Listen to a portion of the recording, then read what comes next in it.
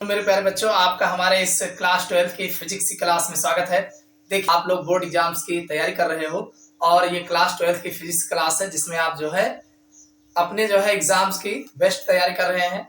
देखो मेरे प्यारे बच्चों, आप लोग अपनी तैयारी में लगे रहिए और डेली आप कुछ ना कुछ पढ़ते रहिए और नया तैयार करते रहिए और पुराना रिवीजन करते रहिए। देखिए, आप अपनी नोट्स स्वयं बनाइए। एक इस बात का विशेष ध्यान रखिए कि आप चाहे फिजिक्स हो चाहे केमिस्ट्री हो या जो भी सब्जेक्ट आपका साइंस का है, इसमें आप अपनी नोट्स स्वयं बनाइए और नोट्स बना करके लिख लिख के आप पढ़ने की तैयारी करिए। दूसरों की बनी बनाई नोट्स से आपको कोई फायदा होने वाला नहीं है। जब तक आप स्वयं अपनी नोट्स बना के नहीं पढ़ोगे तब तक आपको कुछ याद होने वाला नहीं है। तो इस बात का विशेष ध्यान रखिए। आप अपनी तैयारी स्वयं करिए, किसी के भरोसे मत रहिए। हम लोग आपका मार्गदर्शन करते हैं और आपको क्या पढ़ना है, क्या नहीं पढ़ना है, कैसे पढ़ना है और किस चीज को कैसे सॉल्व किया जाता है, सारे तरीके, सारे मेथड्स हम आपको बताते हैं और इन सभी मेथड्स का यूज करके आप अपनी बेस्ट तैयारी करिए और एग्जाम सबसे ज्यादा अंक आप ला सकते हैं। ये आपकी मेहनत के ऊपर होगा। हमारी मेहनत तो इतना है कि हम आपको केवल गाइडलाइंस करते रहेंगे कि क्या क्या चीजें पढ़ना है, क्या क्या चीजें एग्जाम में आपके बार बार आती हैं, क्या चीजें एग्जाम में आने के चांसेस है, इन्हीं के बारे में हम चर्चा करेंगे। तो आज ये जो हमारा फिजिक्स का थर्ड लेसन चल रहा है, जो हमारा थर्ड लेसन है विद्युत धारा, तो विद्युत धारा में ये थर्ड हमारा लेक्चर है। थर्ड लेक्चर में आज हम मोस्ट इंपॉर्टेंट टॉपिक को लेके आए हैं जो आपके एग्जाम में अक्सर पूछे गए हैं। आज का हमारा जो टॉपिक है अनुगमन वेग तथा धारा में संबंध। आज हम अनुगमन वेग जो बीडी होता है और जो धारा आई होता है, इनमें क्या रिलेशन है, इसको हम कंप्लीट जानने वाले हैं।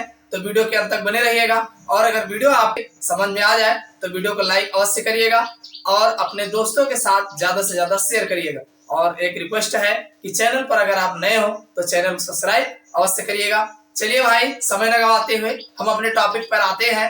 देखो मेरे प्यारे बच्चों, अगर बात किया जाए कि अनुगमन वेग तथा धारा में संबंध, तो अनुगमन वेग आप जानते हैं बीडी होता है और धारा आई होता है। तो इसके लिए हम क्या करेंगे कि यदि एक यल लंबाई का चालक है, मान लीजिए हमारा यहाँ से यहाँ तक एक यल लंबाई का चालक है और इसके सिरे पर बी विभवांतर लगाया जाता है। यानी जो हमारा मान लीजिए कोई हमारा यल लंबाई का चालक है जिसके सिरों पर बी विभवांतर लगाया जाता है और जब बी विभवांतर लगाते हैं तो इलेक्ट्रॉन अनुगमन वेग जो बीडी होता है से एक सिरे से दूसरे सिरे की ओर गति करने लगते हैं। और जाहिर सी बात है कि यल लंबाई के चालक में और जिसका विभवांतर दोनों सिरे, जब हम उसके दोनों सिरों पर विभवांतर लगाते हैं तो इसमें जो इलेक्ट्रॉन्स होते हैं, फ्री इलेक्ट्रॉन्स होते हैं, वो अनुगमन वेग बीडी से एक सिरे से दूसरे सिरे की ओर गति करने लगते हैं। यही आप जानते हैं, ठीक।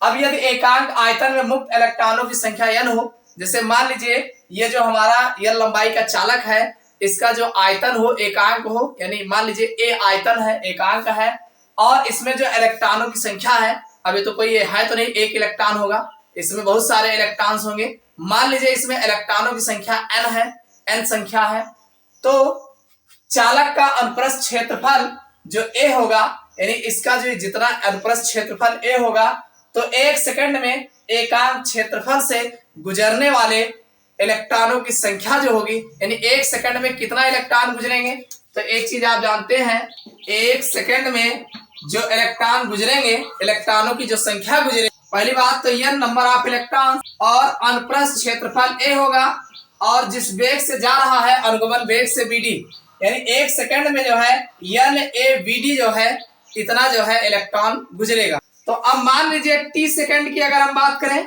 अभी तो यहाँ एक सेकंड की बात की, अब t सेकंड में तो ये हो जाएगा n a bd t हो जाएगा। भाई जितना सेकंड होगा वो भी उसमें ऐड हो जाएगा।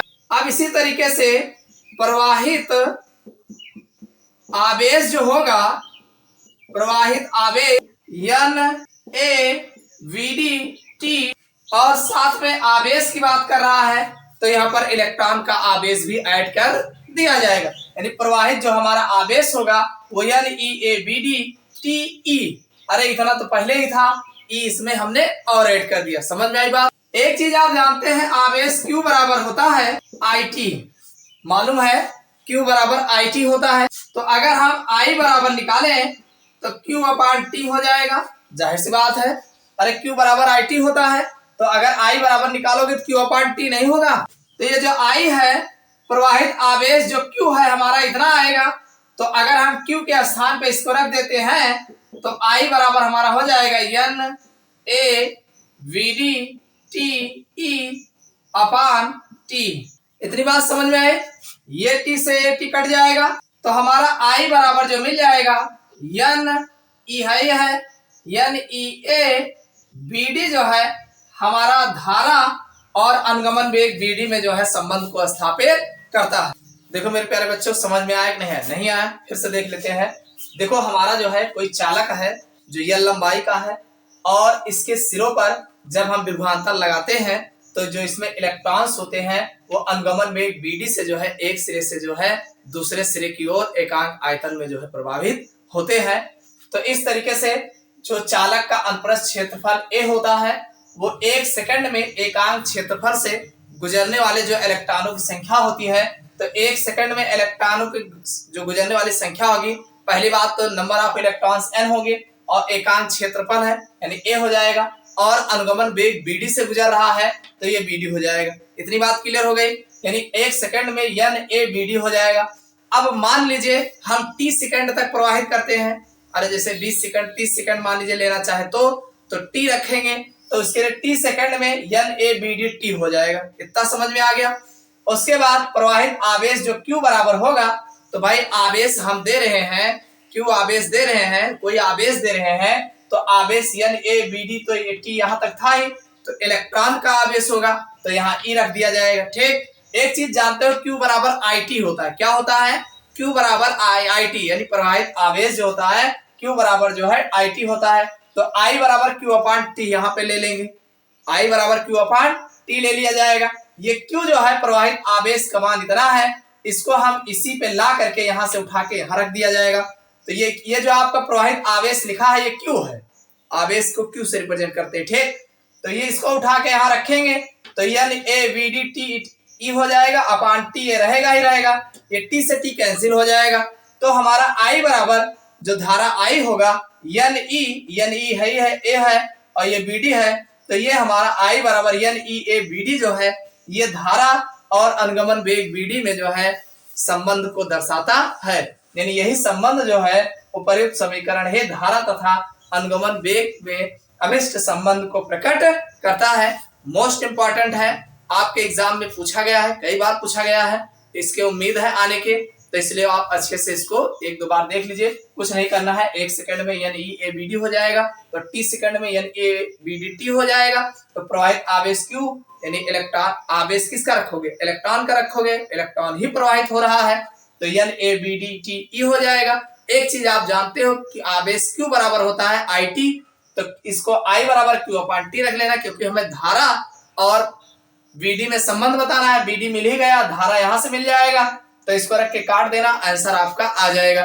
तो यही संबंध जो है अनुगमन वेग तथा धारा में संबंध को दर्शाता है। तो उम्मीद करता हूँ आपको समझ में आ गया होगा। समझ में आया हो तो वीडियो को लाइक कर देना और अगर चैनल पर नए हो सब्सक्राइब अवश्य कर लीजिएगा। फिर मिलते हैं अगले लेक्चर्स में जो है दूसरे मोस्ट इंपॉर्टेंट टॉपिक के साथ।